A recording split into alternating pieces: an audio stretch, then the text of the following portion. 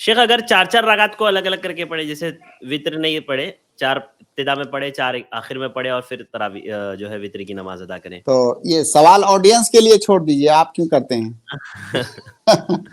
اصل دیکھیے میں عائشہ رضی اللہ تعالیٰ عنہ کی ایک روایت ہے، غالباً صحیح بخاری کی روایت ہے، جی کہ وہ روایت جس میں ہے کہ اللہ کے نبی صلی اللہ علیہ وسلم نہ تو رمضان میں نہ تو غیر رمضان میں 11 رکعت سے زیادہ پڑھتے تھے۔ آگے اس حدیث کے الفاظ ہیں یصلی اربعا فلا تسأل عن حسنہن وطولہن، جی پھر ہے ثم یصلی اربعا فلا تسأل عن حسنہن وطولہن، کہ اللہ کے نبی صلی اللہ علیہ وسلم 4 پڑھتے اور پوچھو مت کہ کتنا لمبا پڑھتے، کتنا خوبصورت پڑھتے۔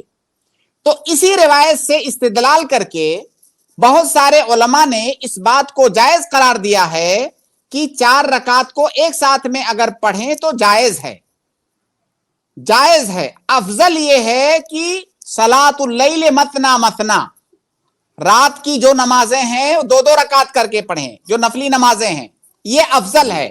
لیکن اگر کبھی کبھار آپ نے 4 ایک ساتھ پڑھ لیا تو یہ جائز ہے، اور بہرحال اس حدیث کے اندر اس کے مفہوم کے اندر یہ احتمال موجود ہے بہرحال، اور اسی بنیاد پر بہت سارے علماء اس کے قائل بھی ہیں۔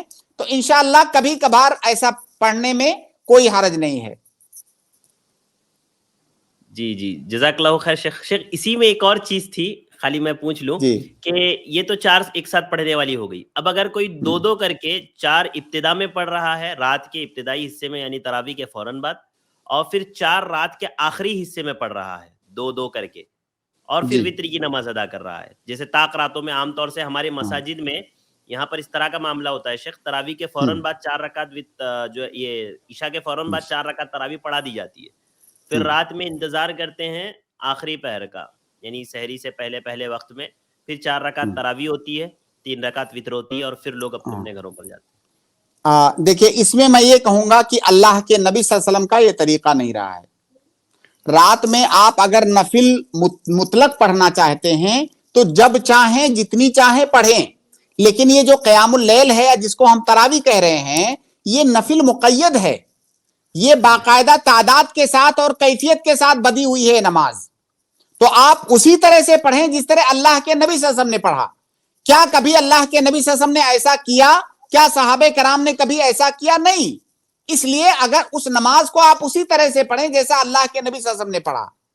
ہاں بھائی، اگر آپ کو رات میں نماز پڑھنے کی خواہش ہے جو بڑی اچھی بات ہے، تو جب تراویح آپ نے پڑھ لیا، اپنے گھر چلے گئے، اپنے گھر پہ جا کر کے آپ کے سامنے نفل مطلق کا دروازہ مکمل کھلا ہوا ہے، آپ پوری رات جتنی نماز چاہیں پڑھیں، لیکن آپ وہ تراویح جی شیخ ایسا ضروری ہے شیخ، ایسا ضروری ہے کہ مطلب موالات ہونا چاہیے، پیدر پہ ہونا چاہیے نمازیں؟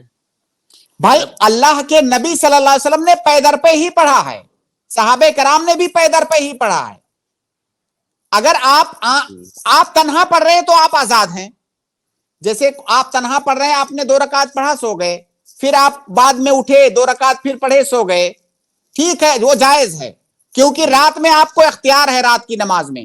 لیکن یہ نماز جو ہے نا، دیکھیں نفل نماز میں اصل یہ ہے کہ وہ جماعت سے نہیں ہے، یہ آپ ایک قاعدہ یاد رکھیں۔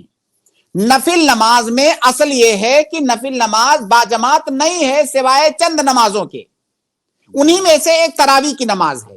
تو گویا کہ نفل نماز اپنے اصل اس کا جو اصول ہے اس سے ہٹا ہوا ہے، تراویح کی نماز تو وہ جماعت سے ہے۔ تو جب آپ نے اس کو جماعت سے پڑھا تو جیسے اللہ کے نبی صلی اللہ علیہ وسلم نے پڑھا آپ اس طرح سے پڑھیے۔